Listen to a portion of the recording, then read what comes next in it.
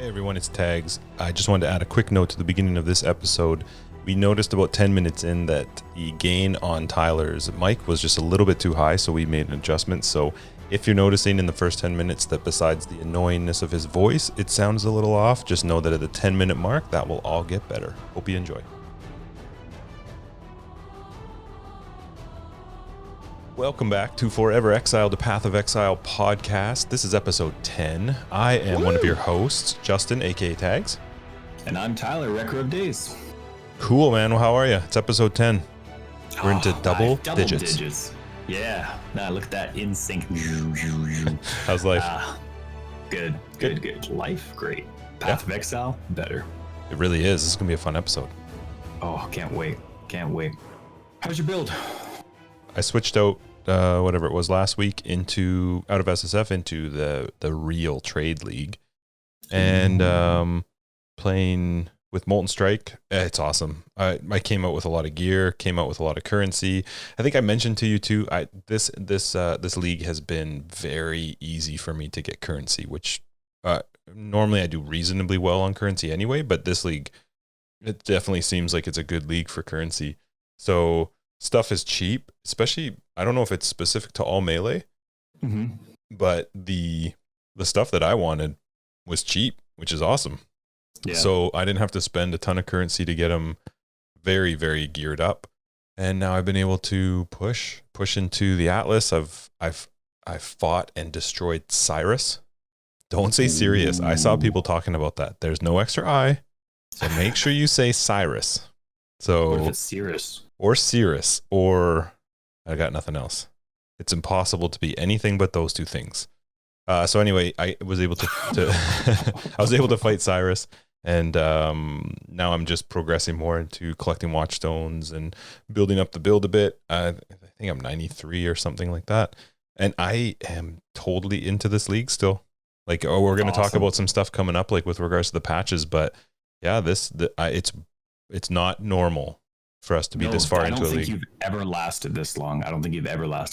Even in leagues that you've absolutely loved. This is pretty. Look at you. What is this? December 7, I think, was the league start, and you're January 24. So I've definitely made leagues further than this. It's just been a very long time, and You think you've made a 2-month mark? You think you've played for 2 months? No, it's been a long time. Yeah, for sure. Not in my lifetime. Well, I've been playing since before you were born, so. But that's true. I definitely have, but this is a fun league where I'm actually feeling drive to try new things. I think it's the end game. I think it's this whole new concept of I don't normally care about the storyline. Like, I know the Path of Exile storyline, and we're going to talk about that a little bit, but I actually legitimately cared about. I liked Cyrus's. Can I say Cyrus's? Cirrus's or Cyrus's. I liked his storyline. It's probably Sarai. Yeah, I like Psoriasis's. I liked his storyline. I like the context that you get from clicking on his thing after you would fight each of the Watchstone Guardians, and you could actually click on his thing, especially in the last part. Once you get to sort of that first part leading up to Cyrus, I loved his little chats, like the text that you would read and hear him talking. So it's that's cool. Yeah, it's been fun so far. How's yours? So you also, while we were hanging out the other night while playing, you got some of the old Guardians too, wasn't it? The Minotaur, and they're all beefed up now too, right? Way harder than they used to be, aren't they? Yeah, they were. The only way I've seen them so far, both one of the Elder Guardians and one of the Shaper Guardians, was just through Xana. I don't know how else you get them. I assume there's some way to get them, but I haven't figured that part out yet. I got them, and you got the Eradicator and the Guardian, or Purifier, I think. Purifier and the Minotaur. That Cyrus fight is not the easiest, and I think we talked about this a long time ago, but I remember mentioning that one of my favorite things about the rate that we play the game, which is not like insanely all the time, every day, 8 hours a day, is when stuff gets all messed up, they kind of fix some of that stuff before we get to it. So I appreciate that, because that Cyrus fight was hard enough for me on my very first time doing it, and that's post patches that affected that fight. You're fighting the sissy version of him now. Yeah, and I'm happy to. I'm happy not to take those headaches. So anyway, that's where I'm I at. remember my first Shaper battle. It was like, I think 20 years after the Shaper came out. And I was just panicking, and I died all the time, of course, because I couldn't even see anything. But that's cool. Good for you. It's good. Killing him first show. So I'm going to ask you, I guess, how your build's going, but you're still not playing in League. So not true. I just started 2 hours ago a Raider Oh. in League on PC just so we can be friends. Notice how I didn't start solo self-found? Finally. Notice Well, that? At least you're on PC. That's a start. Well, I did it only for you. But I'm having a hard time here. See, with now this is going, and I apologize for those that don't play my guides or care about my guides, so I'll make this as quick as I can. But I'm having my gameplay always revolves around my guides, right? I used to have 6 guides, and unfortunately one of them just didn't make the cut with the new improvements to monster and boss defenses in 3.9. And so now I'm down to 5 guides, but I'm still finding, in terms of replies and helping people out, 5's still almost too much. And so I'm having a hard time deciding what they should all. It used to be that I wanted a minion guide, I wanted an energy shield guide, I wanted a dodge and a block, and I want to include a bunch of mechanics, but it's just too many guides to respond to actually help people out. To respond only once a week to people that actually have serious questions about mechanics and stuff, it's just not enough. It's not frequent enough. So I tried to narrow it down, and so now I'm trying to have a guide that's a minion guide, an energy shield or spell guide, a melee, and a bow one.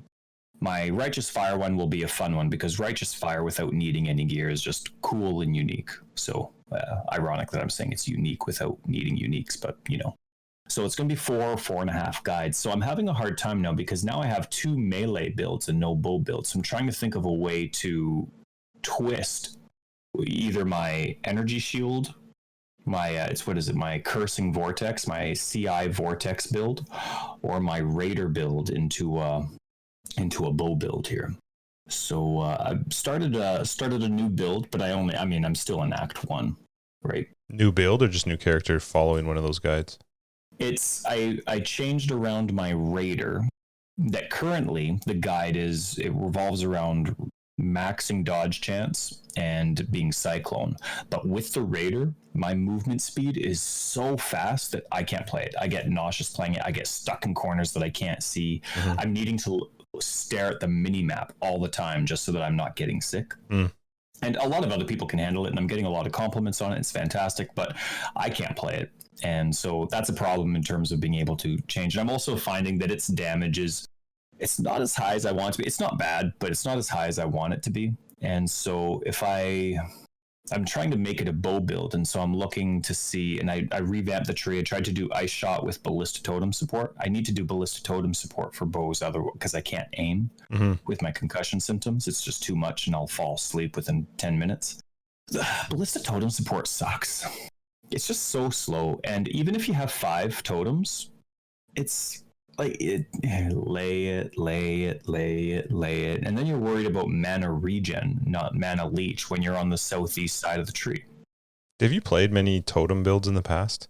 Like, did you ever play any totem builds? But if I did, I would have been in the top left. I would have been in the northwest side of the tree, and there's a lot more mana regen available there. Sure, it's just that is literally totem build, like lay it, move, lay it, move. Yeah, for sure. But the thing is you're not using a spell, and AoEs are very different on a bow attack than they are on a spell, right? And so I'm using Ice Shot right now. I don't know. I don't really like it, but I'm trying to find a way to reorganize all my guides. So I'm curious maybe what other people think. If people feel like commenting on our Twitter account, that'd probably be the easiest way for us to find it, or maybe on one of our Reddit posts. What do you think would be a good idea? Right, I'm looking for just having 4 builds: a minion build, an energy shield and spell build, a melee build, and a bow build.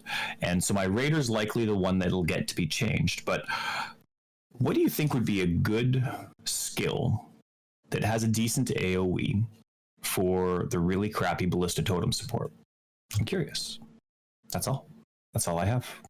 I'd like to start in the southeast side of the tree, just the east side of the tree, whether it's with the Trickster or with the raider, but I'd be open for anything. Anyway, I'm just kind of mulling about right now, trying to figure those things out. Now you can always just make a build and not respond. That's an option. Yeah, but I like to help the new people out. Mm.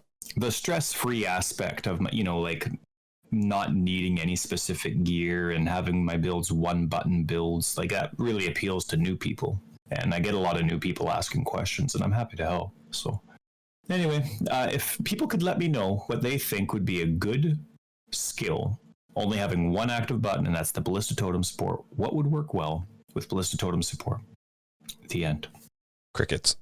So anyway, I've been playing on console, and I don't know if any of these issues are console specific. I think they're more standard specific, but you know how I play on standard, and I've been extremely excited about the map stash tab getting its conversion back. It's almost like it's been converted since the beginning of the league. It's so exciting. That was in this last patch, 3.9 and 3.9. 3.9.2b, right. Where just kind of thrown in there. Dash tab conversion came back for standard players, which is awesome. Now, I play on console. Sometimes there's bugs that are console specific. I was reading on all three platforms, so PlayStation, Xbox, and PC, that when people were converting their maps, they were getting maps that were destroyed. And you were reading just on the forum, like on the patch notes, and then people would respond. People were like, my maps are getting destroyed. And some people were saying, well, maybe they don't know what to do with shaped maps. So all your old shaped maps are just getting destroyed. Mm-hmm. And I was like, oh my goodness, I've been waiting so long. I have like thousands of maps, and I just want to have the maps available so that I can just do the content and not worry about missing a map when I'm trying to progress the quest. And people were saying what though, like that all of them were being deleted, or just a whole bunch. So they'd go from a few thousand to a few hundred. Is there a way to see how many maps you actually have in standard? Like, can you see somewhere a tally of all of your maps somewhere, or are you actually? No, it's the same. It's just the map stash tab, and so people can see. But then I don't know. I mean, it could be completely crap. Sure. I don't know. There are some people, like there were some crash bugs, for example, on console that people were having, and so I load up 2B. Yeah. Right. This thing that you've been waiting this whole time for. Right. To get this now, conversion. People are getting like they can't switch characters, they can't even load filters, they can't do anything. There's just crashes everywhere. What'd you do? And so I loaded up and no crashes. Yeah. I play for a little bit, no crashes. And I'm like, sweet. And it ended up that it was like I play on the original Xbox One, and it ended up that this was only for, I think it was the Xbox One X, like the newer versions of the consoles that was having the issue. And it was something that was only in the live realm, which is, I mean, I don't wait, that's possible? There was only an issue that was on the live realm. It didn't happen in any of their testing, and they couldn't even replicate it at GGG. Why would it be specific to a different version of the Xbox One? I don't know the different hardware that they use. And it was only in the live realm, and it was actually only on certain realms. So it wasn't even like I play on the California realm, and it wasn't even on that one as all. So I was kind of confident about being able to convert my stash tabs without issue, but I was still pretty stressed about it. But I figured, okay, we do a podcast, so I'm going to do this for science, for the podcast. I'm going to convert, and if I lose 1,000 maps, I will hate everything, but because it's for the podcast, I will do it. And I clicked, and I had the exact same amount of maps per tier that I did before and after. So you didn't lose any. So if I had 172 T11 maps, I had 172 T11 maps after conversion. And I had the exact same amount for every tier across the board. So it worked. It was perfect. Right, exactly. It was perfect. I mean, that makes sense. You know, they may have taken a little bit of time bringing it out here, but I feel like they're on the ball. You know why it worked? Do you want to know why it worked? Because that guy had an incredible Christmas. That guy who got to take time off, he just had an incredible Christmas. Oh man, Christmas! I can't wait for next Christmas. What's his name? What's the guy's name that does that? The Xbox or the console stuff? Do you know?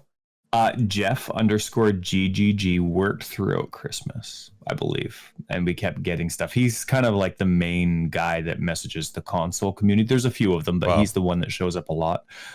He's not the map guy. Right, whoever fixed the map guy thing, that's what I'm talking about. Whoever that guy is, I'm glad he had a good Christmas. They were told to turn off their phone for the holidays. That's probably what happened. And so But they I am should. super excited for this next patch to hit console. It's on PC. 3.9.2C is now out for PC, and I can't wait for Monday when it comes out, probably for console. Okay, so this patch it's literally the whole point of this podcast. Like this episode is this patch. Like it was it is incredible. It's just quality of life, really, but it is so good. And now I'm going to get into all of the stuff I love. There's a couple issues that I had, but I love everything. That being said, who cares if it comes out on Monday? You could be playing it on PC right now, like nearly every other I'm in Act POE 1 player. Okay, Right. I am on PC in Act 1, so map tab isn't going to matter for 3 weeks. So who cares if it comes out on Monday? It's already out on PC, and if you wanted to enjoy this amazing quality of life patch, play on PC, then you don't have to cry about it. Anyway, no, this patch was so good. Like there were so many things that were okay. They weren't huge. You know what I mean? Like the stuff that they changed in this patch, it wasn't like it was game defining. It wasn't, there wasn't a whole lot of like balance type stuff. But oh my God, it made the end game so much better. And it kind of makes sense. Like you have to remember this whole end game is new, and it's not just new for us as players. This is new for GGG. Like this is, everything's new. This whole process is new. So you take this entirely different way of managing the Atlas, and there's going to be some things where you just don't realize, hey, maybe we should do this.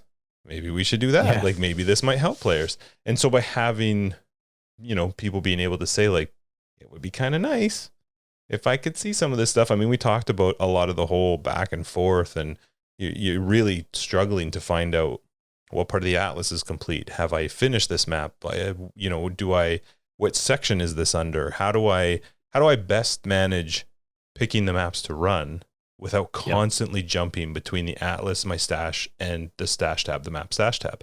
And so that the changes they made, I mean, I'm not even going to go into like huge detail about each one, because it was a big patch with regards to quality of life stuff.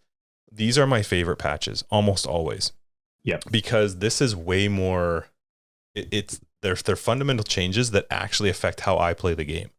Yeah, and it's not permanent. Right. They're permanent. It's like 100% quality of life. That's all this was. I mean, they had some other fixes as well, some bug fixes, but this is so it can't be 100%, but 98% quality of life. It's the best. Yeah, they did a really good job with it. So I love it. I mean, I love that you can now see very easily, and it really is totally added to the whole function of the game, because now maps literally look different in your stash tabs. When you mouse over top of them, they actually say which region are they part of. You can hold down Alt on them, and you can see whether you've completed it, whether you've got the awaken completion for it. Like, I just love that. I think it's awesome. You can see in the map stash tab whether it's currently got influence, and so that to me is cool. I can see right from the map stash tab, if it screws me up map stash tab, I can see who's currently in one of the influenced areas, so I know which maps I can run. Yeah. Now, it's so good. I will say there's one thing that's weird to me, and I can't put my finger on why it's like this. If I mouse over a map, I can see what region that map is from. So, you map over this one, you see what region it's in, and that's great, because then you can easily tell which maps you want to do. I don't understand why that same function doesn't work when you mouse over the map icon in the map stash tab. Now, let me sort of explain what I mean. Kind of like the folder. Right. So if I open the map stash tab, along the top, I can see all of the different tiers that I can click between. And when I click onto one, let's say I click onto tier 11, for example, if I move my mouse over top of the individual actual like legend at the top that is for each of the maps, it doesn't tell me. I have to click on the map and then mouse over one of my actual maps that I have in the tab to see what region it's part of. You have to highlight the actual map that you've looted, one that you picked up, as opposed to just the folder that, like, if you were doing, I don't know. Yeah, it's a little weird. I'm not sure if I can't tell if that's an oversight or if that's meant to be so that you maybe don't know what section that map's in until you've, got enough watchstones in there to expose it. Maybe they don't want you. I'm sure it'll get added. Yeah, I don't know. Maybe, like I said, maybe it's purposefully done that way. But that's it. That's the only thing that I was like, oh, and I just noticed it as I played, as I was trying to expand the influence and different stuff. That was the only thing that really stood out to me. But otherwise, oh my God, I love this patch. It's the best. When I saw the patch notes in our note keeping app that we use for this to discuss what we're going to have, the very first thing I wrote, they fixed screen hopping. And as a console player, for all you console players out there, 3.9.2C. You're not going to remember it once it's, 3.10, 3.11, but 3.9.2C is going to save you so much time as a console player as you're trying to progress through the Atlas. It's fantastic. It's so good. That was kind of your favorite parts about them too, that is just all of the changes to the Atlas and the maps. Yeah. Yeah. I haven't interacted with it yet because I'm in Act 1 on PC and it hasn't come out for console yet, but just reading it all made perfect sense. And from the screenshots you sent me and from what I saw on Reddit, it's just... And socketing watchstones. Oh, it's so much nicer socketing a watchstone now. It's not like you have to be this micro clicker that can click in this exact tiny itty bitty spot, which like I have a big monitor, and when I'm playing on a very high resolution, that circle is really effing small for me to try and left click on it with a mouse. So yeah. No, I can't say enough good things about this patch. It's so far been my favorite, and will probably remain my favorite for the rest of this league. Oh, Cam, it's funny how there's that patch a month and a half after league release that it's like almost all the major things have been taken care of, and then there's that quality of life patch that it's the best patch of the league. And this one's especially cool because it's that quality of life that's going to last as long as this end game lasts. Yeah. So this one's special. Yeah, no, I love it. We've been asking for feedback from everybody, and we appreciate everybody that does. And please, if you're one of those listeners that doesn't like feedback and you hate signing in and typing and doing stuff, you just like listening, that's fantastic. Keep on going. For those that give us feedback, we appreciate it. And one of the big things that we've been getting as feedback is talking more about builds, not necessarily our builds, but other different ideas or how we make builds and build mechanics. And we are going to get to that. There's just been some time sensitive stuff like these what are they called, ExileCon videos that we do want to touch on, and then these patches that keep coming out. It's been quite a busy patch league, and so we've been trying to keep up on those so that the conversations about those aren't outdated. But we haven't been ignoring your suggestions, and we are going to get to some, whether it's this podcast or a future one where it's just about making builds and build mechanics. We'll be getting to it, so we just want to let you know that we have been listening to your feedback. I'm just going to interject and say the positive feedback. That being said, I actually don't know if we've had any negative. I don't think so. Maybe one. It was an awesome set of swearing. Oh yeah, and it got deleted from Reddit. That was my favorite one. That was fantastic. I was disappointed I didn't even get to respond yet. I was so excited for like a big kumite. Oh man. What did they say? That they would destroy your attempt even though you had no idea what you were attempting to do to them? Well, he did it because my post got deleted. Freaking Reddit. It's all right. Anyway. So we've been trying to keep up and just chit chat a little bit about the Path of Exile 2 interviews, or what are they called? The stage displays, the talks that they were doing on the big stage. And you saw all of these live. I didn't actually see this one. So today we're going to talk about the one called Storytelling in POE. I honestly... We'll include the link in the show details. Yeah, if it's not there, go find it on YouTube. But such a jerk. You go first on this, jerk. Well, so I actually don't know when this one happened. I would have to look back on my thing. The only thing I can think of is there was one day that we bounced out to lunch just because the lineup didn't change. Like there was literally no break.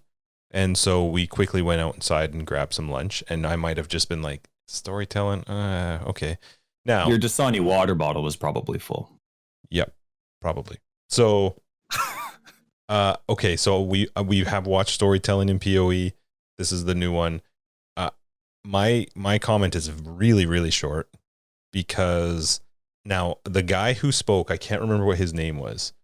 He is so cool. Like, I love that he is who he is because he knows. I would love to actually sit down with him and just have a beer and talk about the game, because I feel like he made one comment about how they have some stuff in the vault and they know all the story. I just want that. I just want you to tell me what the hell's happening. And so I think he's awesome. I think the stuff that goes on in his head, I would love to be in there for a little bit to kind of figure out what's actually happening. I was not super into the interview. It was I liked the question section at the end, and I liked understanding what he was talking about, you know, with regards to what happens in his head. But the overall just conversation about the storytelling in Path of Exile, it was kind of meh to me. But who he is and the story, you know, the fact that he is so invested in the storyline, it's really cool. And, you know, sort of hearing how they play out the different storylines that come up. And this guy, for people listening, is just, there's two, I guess they have a bunch of different writers, but there's two main writers that bounce everything off of each other. And so this guy that was doing the presentation is one of the two. Yeah. So I really liked who he was. And like I said, I would love to actually sit down and talk to him, because there is a lot of the background lore that they just don't tell. And I love that they purposely don't tell. It's actually one of the things I always liked about POE, and this isn't just on the storytelling side, but just I think they still do it, but they used to, if they came out with a new unique, they're not telling you, go find it. Yeah. I love that. I love that they don't try to put everything out there. They kind of put it on you to go find it, and for the community to look into it. So that was sort of my takeaway. I really like the guy. I really like what he does. Obviously that's very necessary to the game. It was a little dry for me. I loved it. I loved the previous one, and it was really difficult for me in the episode that we covered for the previous POE 2 video. It was really difficult for me to narrow down.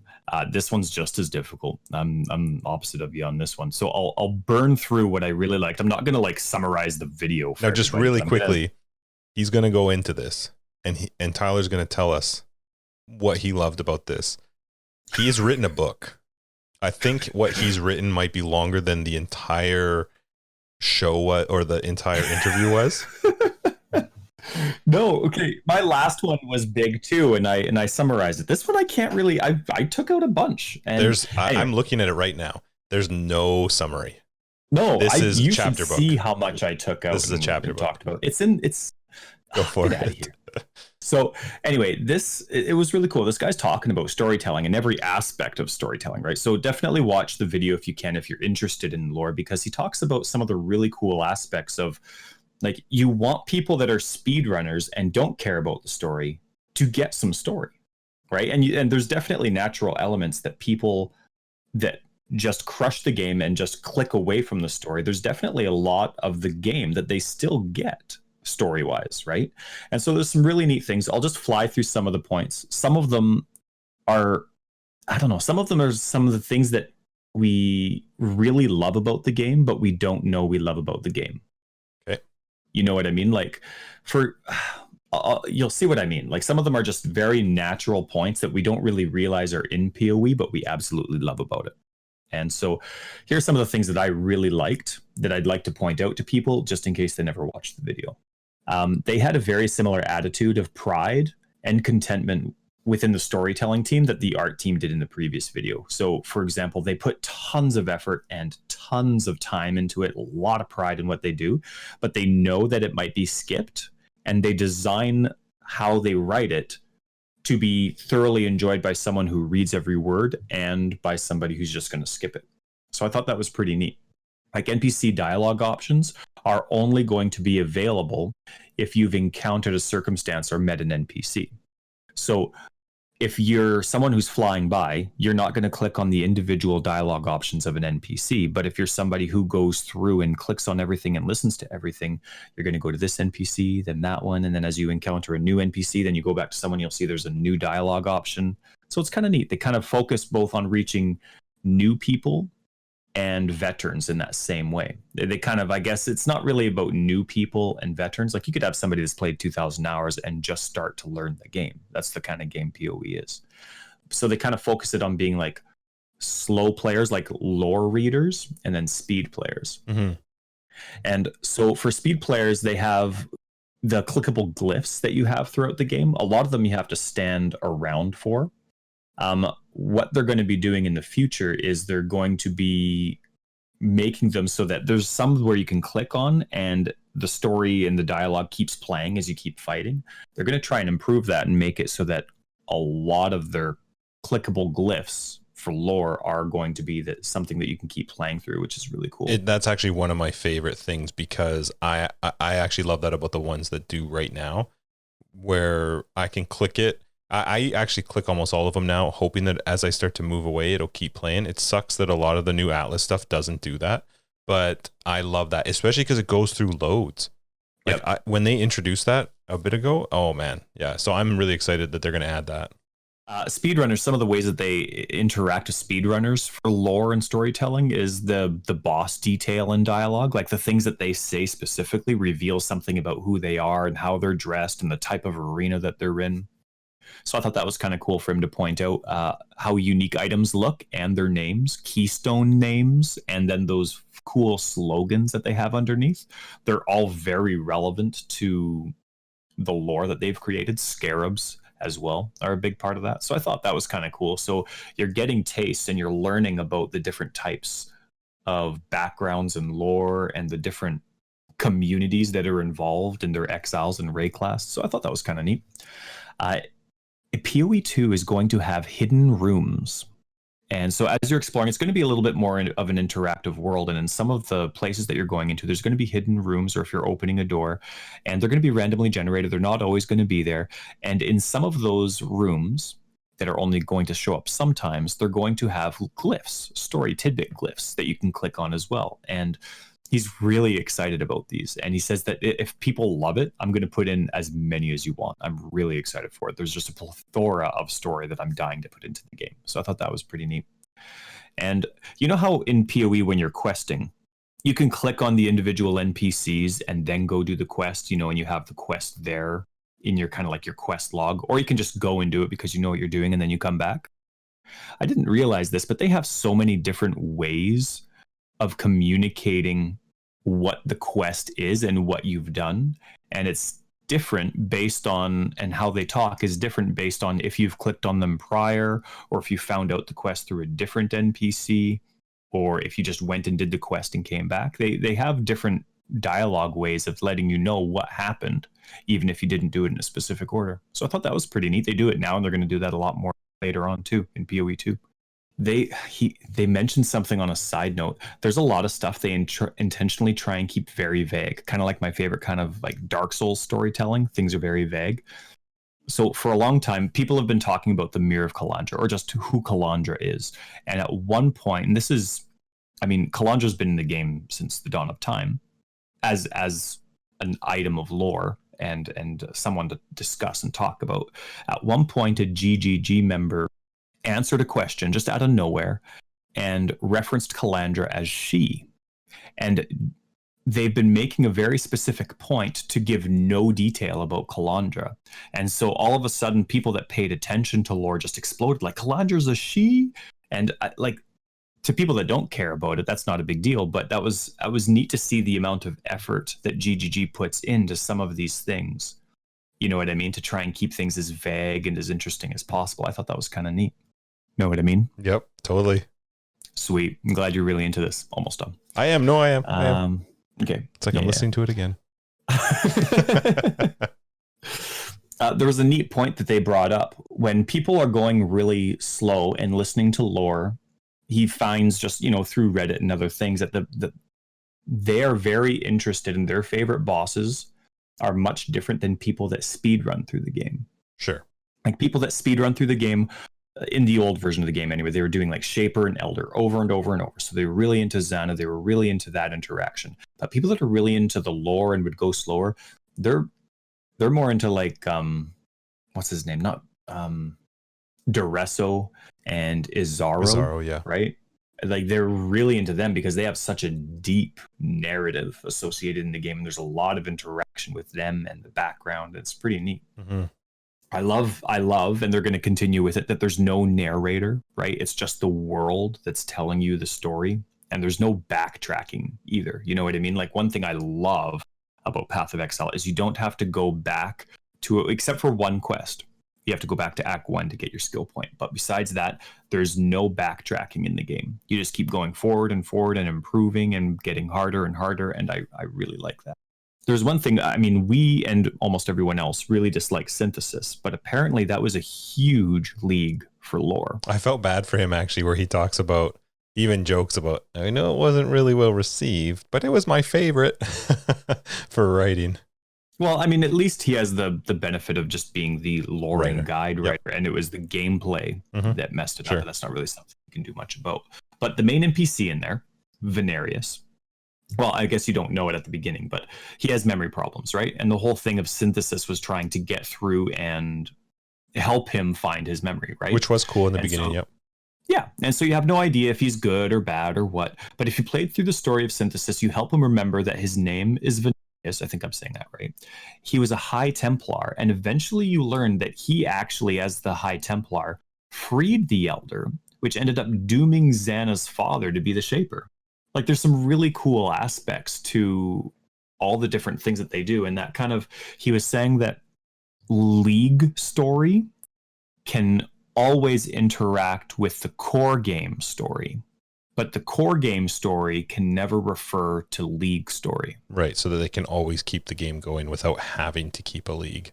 Right. Yeah, and I thought that was, I mean, Smart. It makes sense once it's said, but it was kind of neat to hear. Yeah, it is smart. Oh yeah, one neat thing, and I'm starting to really notice this since playing and watching the video, but there's kind of like two unintentional story. Well, I guess it always has to be intentional, but as a video game, there's a character story and a player story in a way. Like there's your character, like let's say you're starting as a chieftain, right? And there's what your character has, and there's their background and their history and what they're fighting for. But then there's the player story, and that's you and me. And what we learn about it. And so they have two different storylines that have to go along and interact at the same pace and at the same way. You know what I mean? Because we remember, and now we're going to remember the Templar story. We're going to remember the Chieftain story. We're going to know about Xana, and we're going to know about Sirius, right? That's his name, Sirius. Mm-hmm. But it's kind of neat because you have those two different storylines, what you're learning and then what your character always has. I thought that was a kind of neat thing to consider as you're going through. Anyway, that was it. That's basically it. There's a couple other points, but I just thought those were really neat things to think about. I don't know, like they've been so secret about the mirror of Calandra and who Calandra is for so long that it was almost terrifying for him that they revealed that she was a she. That's so cool. They need to do more of that. Accidentally I'm spill sure stuff. that there's tons. He said, I've got a vault. Anyway, I didn't mean to take so long, but I thought that was really cool, even though you didn't like it. I thought it was a really cool video. It just was dry. I love the stuff he talks about, and I think he's awesome. It just was a little on the dry side. And also, this is just me being a dick, but the audio was really bad on that interview. I don't know if you noticed it or not. I thought it was fine. I think you're just a little princess. I might be. It was really echoey. I found it really echoey and hard to listen to. Well, on to complaints.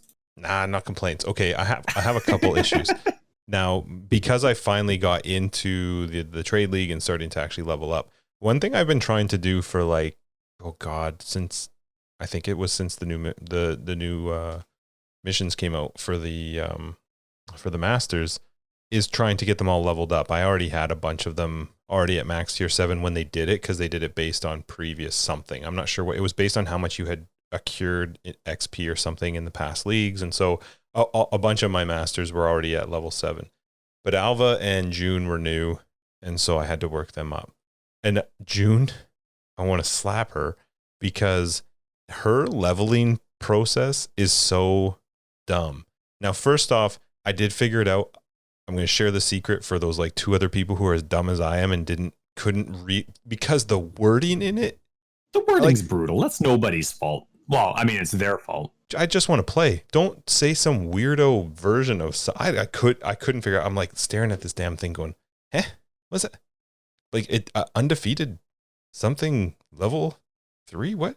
Yeah, only something like beat level undefeated level 3 masters of the syndicate or Something. something, but it didn't make sense because how could they be undefeated in level If I got to 3? kill them, You yeah. have to beat them to level them up. So it just It didn't, didn't make any sense. So, but what I did find out, thankfully, to some Reddit post or something, I don't remember where I found it, was it literally just means kill that number of level 3, so 3-star bosses or whatever. So you level them up to level 3, you kill them, and that counts as 1. Now, what I also don't understand is you kill a bunch of them at level 3, and at some random given point, I know it's not random, I just don't know what it is, Joone's like, oh, just joking. Now I want you to kill them at level 2. Like, why did you just make me go backwards? Why would you not go from from 1 star all the way up to 3 stars? You went from 3 stars down to 1 star, and you have, Joone's just a weird, Joone, whatever you want to call her. It's kind of a weird. Oh, that setup. was in the storytelling thing. I think I accidentally skipped it. He referred to her as Joone, not Joone. Yeah, well, I'm going to call her Joone. Until she fixes how her leveling works, I will call her Joone. And Joone, it's kind of, I actually really think, unfortunately, Syndicate to me is still really not well run because I want to play it. I want to go fight Katarina. I want to get all the stuff. I absolutely hate. Spoiler! Yeah. I absolutely hate that it resets your guys when you go and kill her. I don't like, it's just weird to me. So anyway, that's how you do Joone. You have to level her. And then Alva, now Alva's just says do X amount of undiscovered rooms in the temple. Run X amount of undiscovered rooms in the temple. It used to be different. Yeah. It used to be you had to kill like the tier 3 versions of the boss or of the whatever in the temple. But now it's just explore X amount of rooms. I'm hoping, because if I had to make a spreadsheet, I'm going to be pissed. I'm hoping it literally just means open any temple, go run through those rooms, and the numbers are going to go down. So far, it seems like that. I'm really scared I'm going to get down to like 2, and I'm going to have to try and figure out like what rooms and at what tier have I already done. Do you know what I mean? Like do I have to do a level 1, 2, and 3 explosive room? Because I will punch my monitor if that's what it is. Can you imagine? If you have to do a 1 and a 2 and a 3? Right. And there's nowhere I can look to find out which, I'm going to lose my mind. So thankfully the number's been coming down. I've been trying so hard to get her to 7. And the thing that pisses me off is it means nothing. I just want it so I can buy. It's just for decorations. Stupid decorations. Yeah. And I don't even design my bases. I just go and download them just so it looks cool. I don't have time to I see so much. Right? I don't know why it bugs me so much, but I don't have time. I would love to. I'm just not creatively minded. Not to mention when there's a million items that I can purchase, and then of those million items, there's a billion versions of them. I am amazed with what people can build for their hideouts. And I'm so thankful they let me steal it because I don't know how they figure out how to make these bases as cool as they do. So anyway, that Joone and whatever the Alva need to be fixed. But I did find something cool in this process of anger. And I don't remember if it was like this during the Joone expansion, but when Betrayal. Come on. Yeah. Joone is all I will be saying about her and her expansion. It's not even Joone. Yeah. Anyway, for Joone, when you run the safe house, so when you're running to the hideout or whatever, the syndicate hideout. Yeah, the hideouts, yeah. Yep. That area is 100% XP, which is pretty cool. I've always just rushed through those. I've always just like loaded in, tried to get straight to the thing, kill it so I can move on, get the loot and go. But those sections are actually 100% XP. If you hit tab on your, to see your map or whatever, you actually see that it's got 100% XP. That's really cool. It is cool because I can't think of too many other places, especially places where you're killing a lot of mobs, besides that one Xana, like super rare mission where there's a very high amount of increased XP. So yeah, if you're doing Joone, run those, actually kill the mobs. So. I always skipped it too. I find those places quite annoying because they're just loaded with rezzers. I don't know, those guys that keep rezzing dead enemies, and then they also have all those ballistas on the walls that just shoot randomly. I've always found it just annoying, so I have to take my time now. It's a lot of XP. Yeah. Hey, I have a solution for you though for your Joone and Alva hate. Who is Joone? Who is this Joone you speak of? I don't remember her last name, but just ignore them. Just I can't. when you're doing the betrayal stuff, just kill who you want to kill. I just level them up, right? I always want them level 3. You'll get there. No, I won't get there, Tyler. I've gone through like 4 friggin' leagues since this Joone woman came out, and please, if you're gonna call her Joone, then call me T Lore. She's 5. She's still level 5. I've killed. Well, that's because you're not very good. That's because you keep failing. Regardless, I've killed a lot of Joone's friends or enemies or whatever you want to call them, and it's so weird. I don't like it. It just drives me crazy. So, and then we talked about Alva as well, and I know how to level her. This is one thing you and I have talked about before. It's something I still don't understand, and I feel like it's just grinding gears way of going, huh? Like kind of pointing and laughing. I don't understand with Alva why her sections to build the temple are timed when there's no timed part to the temple itself. And I'll just preface this with saying you're talking when you're in the map and you find Alva. Yes, and I'm building the temple. 3 encounters. Right, which is essentially building the temple that you're going to go and run. They're timed, and I will actually say, and maybe this is something that's come up in their conversations or will come up in their conversations, they had such a big focus on the fact that the game is going to start to slowly move towards not this big focus around speed, not always being forced to be in the fastest at what you're doing. That temple, if you're not playing a build that kills things very, very quickly and moves very, very quickly, it can be very difficult to, it's not hard to upgrade the room. That's not hard. But what becomes very difficult if you can't kill and move very quickly is to actually open the rooms. Yeah. And I don't get what the purpose is of making that part timed. Meanwhile, the temple, I can take 4 days if I want to. Yep. I just don't get, maybe there's some reason to it, but I don't get it. Well, I don't know. What do you think? I feel like you wouldn't like the speed part of Alva. I don't like anything timed. I don't care what game it is. For me, if you're doing a character building game, if it's about theory crafting, time-based doesn't make any sense to me. Like if I want to play slow, and if you're trying to encourage people to try and, every skill is valid, I mean, not every setup's going to work, but to have something timed to me just doesn't make sense. It doesn't ever in Path of Exile, especially because there's too many random situations. Like, for example, I shouldn't need really fast movement speed to be efficient. I need fast movement speed to be fast, but that doesn't mean that I can't clear the entire atlas, right? But I do need that. And that is a very important part. There's some pretty good crafting recipes that can only come from Alva. Right. And if you can't kill, the only reason you have to kill and move fast is because of the way it's set up. If you didn't have to be timed, you could move slow and kill slow and still be allowed to play the temple. And I found the biggest struggle for me, I can do it now on this build, but on my Spectral Throw and SSF, I skipped Alva through even into maps because I just could not kill things fast enough and kill the boss and pick up the stones and actually open the passages. I just couldn't move fast enough. And so it got super frustrating. And then you go and do the temple and there's no speed focus. There's no benefit to clearing it faster. It's like, it doesn't match up. And I think it really doesn't match up now that they've talked about the whole idea of trying to control the game, trying to take out that whole like meta of speed. Mm-hmm. But yet you still have this Alva that's like, oh, I'm starting the timer as soon as you click this. Yeah, that's right. Go, go, go, go, go.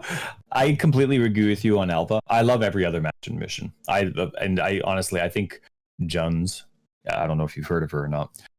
They're my favorite, absolute favorite. I love Einhardt's.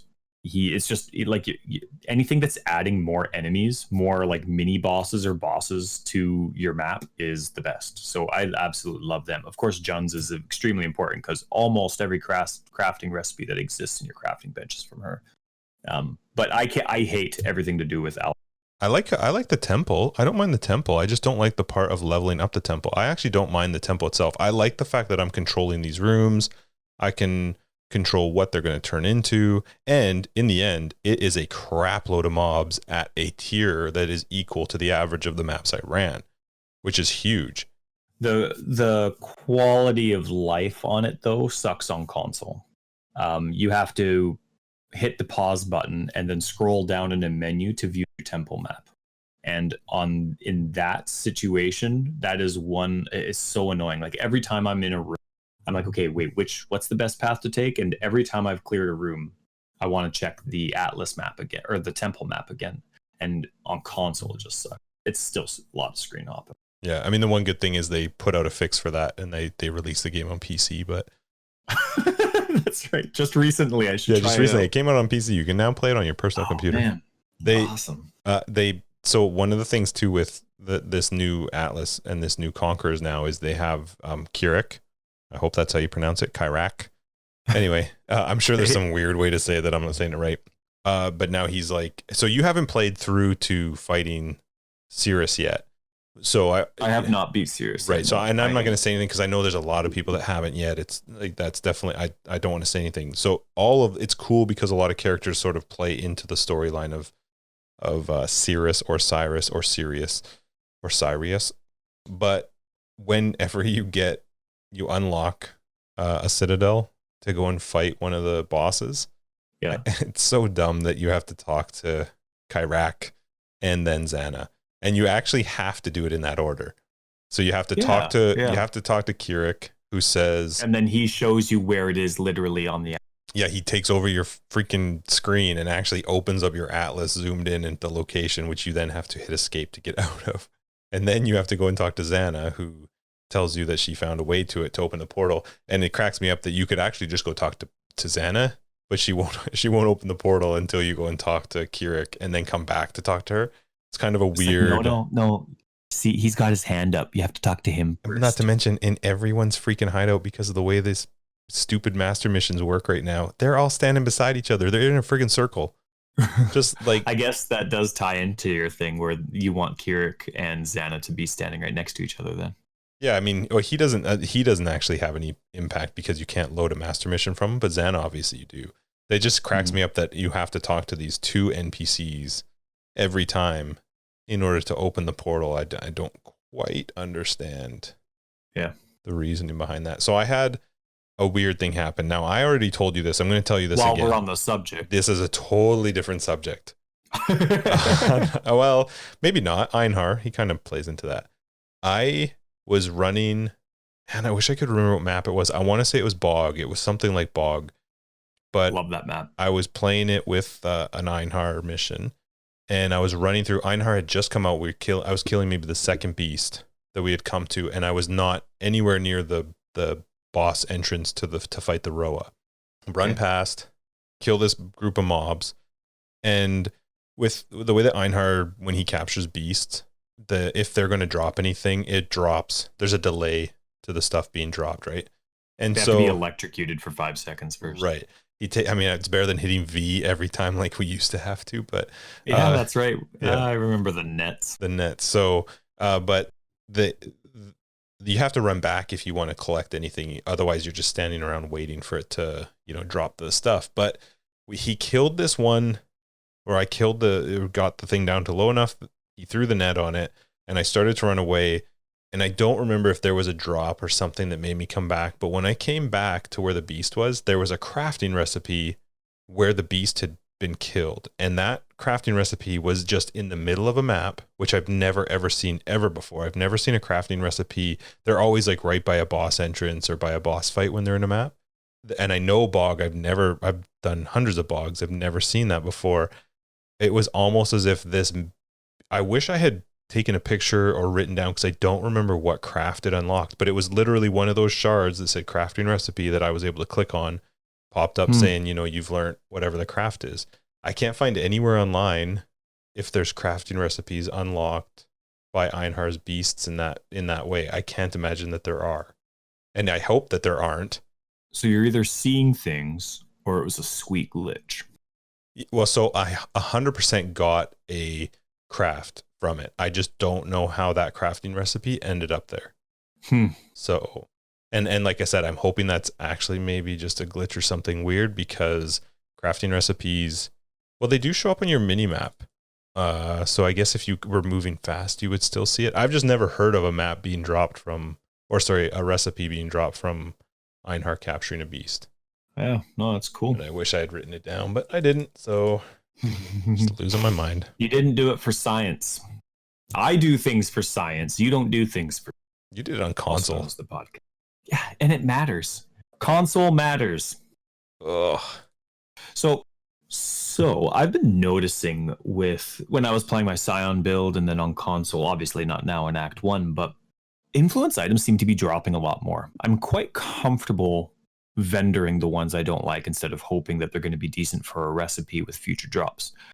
I feel like when I'm doing a map that's influenced by one of the new conquerors, that I'm getting at least 1 or 2 drops with, poor quantity, even if it's just a blue map, right? Sure. I'm getting at least 1 or 2 influenced items drops prior to the boss. And it's almost like there's a written guarantee that when you kill one of the conquerors, you're getting at least 2 influenced items. I don't know that I've always seen 2, but I feel like I've always seen it at the very least 1. Yeah, well, you get magic crafting recipes, so. Yeah, but that's true. I don't know. I just really like it. The more influence, especially because they have so many different types of influence now, it's really multiplied. I think it's really cool. It gives a lot more options and opportunity. Have you found a single good influence item yet that you were like, oh, I like this one? Because I don't think I have. I bought a pair.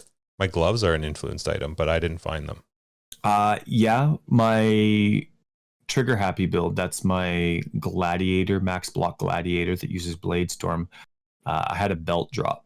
I lost about 40 base life. I only have about 75 life on this one, but it really, really improved my damage. What was the like conquer specific, influence specific role that you liked about it though? Was it, or was it just happen to be good rolls?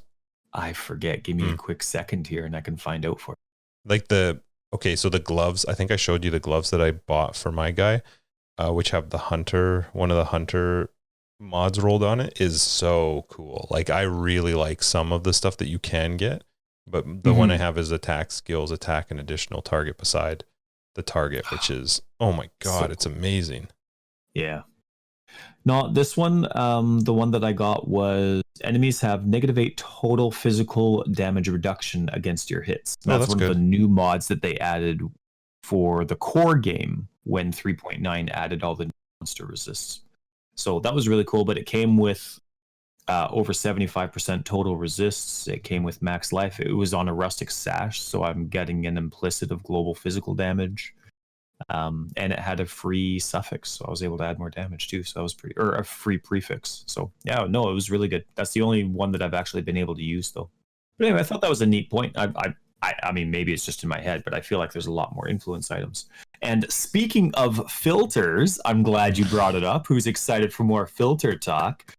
I just discovered, so for you new people that are listening to this, I'm the kind of person, especially because I play standard role, I like to pick up all currency. Even if I have 5,000 wisdom scrolls, I'm picking up 5,001, 5,002, and I like having an overstock because you can go to the epilogue and trade, what's her name, Lonnie, and you can go to her purchase screen and you can basically, you could buy fusings for jeweler's orbs. You can buy a whole bunch of different items for your overstock of whatever you have a lot of. And I don't know why, but I always thought that you could basically just trade all basic currency for a bigger version, right? Except for getting into alks and things like that. But I didn't realize you couldn't trade armor scraps and what are they called? Whetstones? Mm-hmm. You can't trade those with it. There's nothing that you can buy with those 2 items. What do you want them to buy into? Maybe exchange for each other. I don't know. I just assumed, like, you can trade wisdom scrolls to get portal scrolls. And you can trade portal scrolls, I think it's for transmutations. And then transmutations turn into alterations if you have too much of one. So I just assumed that they turned into something. But I didn't realize that you couldn't buy anything. So I just turned them into scroll fragments, which turn into wisdom scrolls, which turn into portal scrolls, which... But anyway, just thought I'd throw that out there. Just as a minor spoiler, you were talking about how you can buy from Lonnie at the epilogue. Mm-hmm. The epilogue might change. Dun, dun, what? Dun. Where? Yeah, once you fight Cyrus. Now you want to do it, right?